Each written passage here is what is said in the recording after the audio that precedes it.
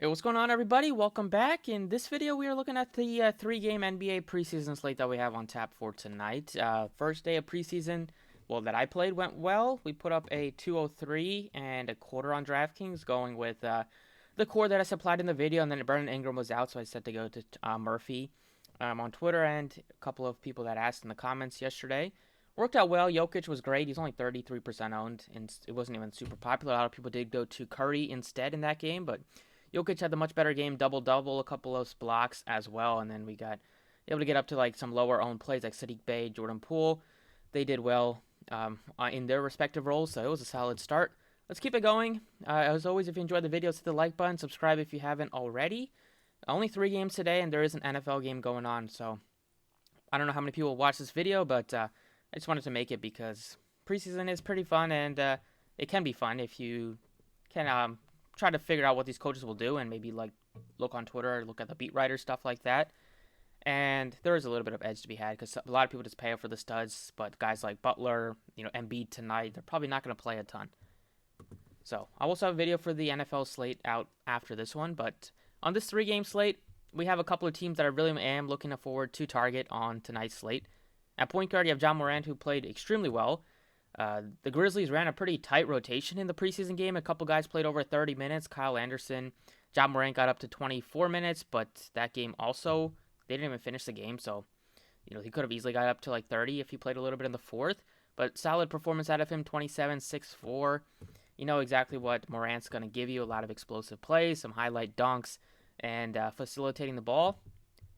Rozier 74, I'd rather probably get down to like guys like Van Vliet or his teammate LaMelo Ball. LaMelo's only $6,400. The Hornets are going to be without Gordon Hayward tonight, so that's just another reason why like guys like LaMelo look a little bit better because they're going to have the ball in their hands a little bit more. So this Hornets team is a team that I do want to target. When you have LaMelo at a very good price tag, you have James Bouknight, the rookie, who put up 20 points in the first preseason game. So he's only $5,900. He should get some more run today. You also have like Bridges is only $4,800, so he'll get some more run in place of Hayward. Oubre's doubtful, so you don't have to worry about him taking away some minutes from like Bridges, so from Washington, from McDaniels. So a lot of those guys are way too cheap. Like Washington's only 44, and there is no Plumlee tonight as well. So there's a lot of ways to go on the Hornets side. This is probably a slate where you can leave money on the table because I could see myself leaving like $1,500 to $2K plus left on the table by looking at some of these Hornets players that are very cheap, and they're going to get some more run today just without Plumlee and Hayward. Like Washington should start at center. Another team that looks very appealing to target is the Toronto Raptors. Looking at all these guys that are out, no Boucher, no Birch, no Baines, no Siakam, no Watanabe, who played well in that first game.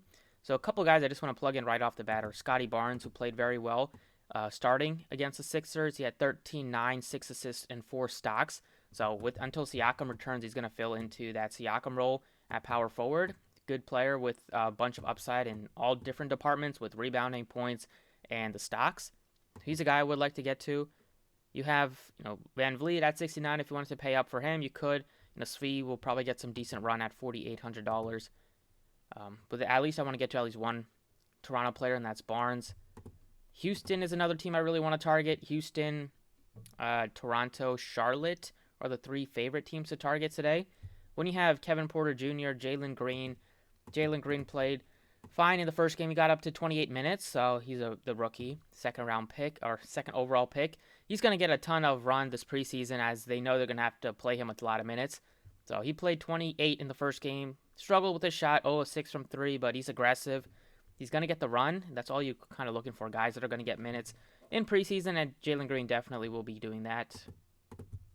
So go ahead and plug in Jalen Green. At point guard, I would go with his teammate Kevin Porter Jr., who chipped in 25 points, and he also played 29 minutes, so both Green and Porter got north of 28 minutes, and they're both very underpriced on this preseason slate, both guys below 6,000, and Porter Jr. is going to do a lot of offensively. He's going to take a ton of shots.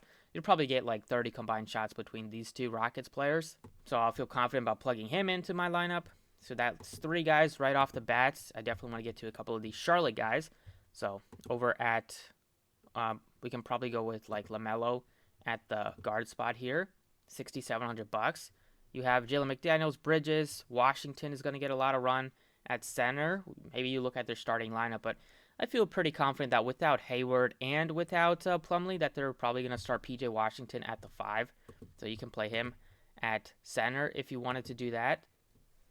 And then last but not least, I'm probably just going to go ahead and plug in Ja Morant at the guard spot. There's some other players that we can go with here, but at least Ja Morant's the one superstar on the slate that I feel comfortable paying up for. I don't feel great about going with Embiid because we know his injury history. He's not going to play a ton.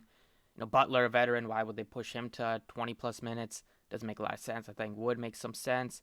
Then you don't really have anybody else. It's not a slate that you have a ton of superstars.